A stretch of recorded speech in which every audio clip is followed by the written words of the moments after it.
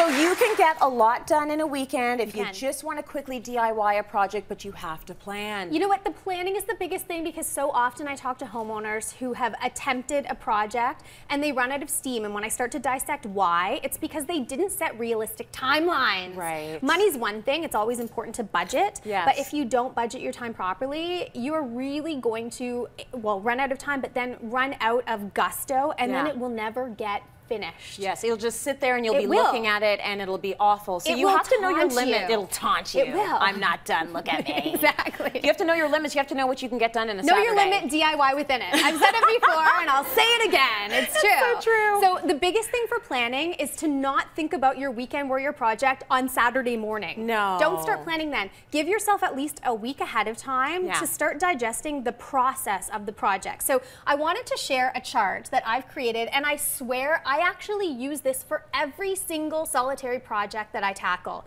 Why do I do this? Because it's simple. So you look at it, it's not intimidating, but it's an easy way to get you on track. So if you notice, it's in columns here.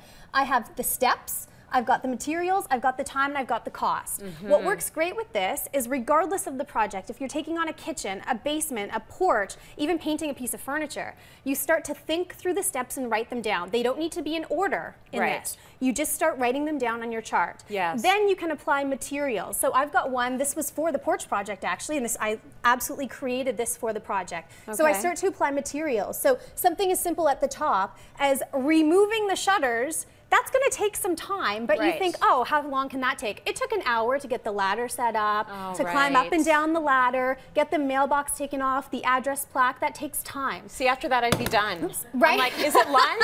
Well, and see, this is the thing. Know your limit, DIY within it. You have to ask yourself, are you willing to get dirty? Are you willing to get sweaty? Is a professional required for it? And doing this chart helps, really helps with that. Okay. So then after you have your material list, you start to apply an estimate of time and an estimate of cost. Right. Once this chart's filled, you can calculate all your time, calculate all your costs. You know what you're getting into ahead of time, so you don't run out of time and you don't run out of money. Yes. And I always say add 20% to both of those things. Okay. Just to give yourself a buffer. So all of a sudden that weekend planned is, project might take you 2 or 3 weekends, but you know going in, so you can budget your time accordingly. Manage your expectations. Exactly. It's huge, or you're going to be disappointed. Materials list ends up becoming your shopping list, so you're running to the home improvement store once for everything, not 12 times over a weekend for little bits and pieces. Gotcha. Right? Okay, so what else do you need to know? Once you've created this list, the best thing that I also love about it is it helps you to determine time is money, researching products, going out when you know you need to do a task like sanding. I hate sanding, let's be honest.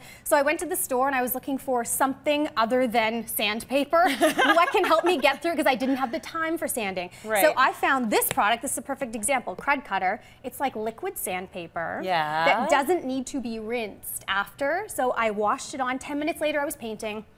Saved so much time on that porch. And then other things like the railings needed a lot of elbow grease to get all the flaking paint off. So wire brush is great, but even better is a wire brush on the drill. It got me through the project, so I saved an hour off of sanding that project. So you start to do your research, and then the one thing that I find so many people underestimate for time is the preparation. And with an outdoor project, it's masking surrounding areas. This took me masking the house when I was spray painting the railings. This took me 2 hours to mask the house, and using tuck tape, which sticks to brick, instead of painter's tape, which is going to like lift this off and you're going to be like chasing it down the street.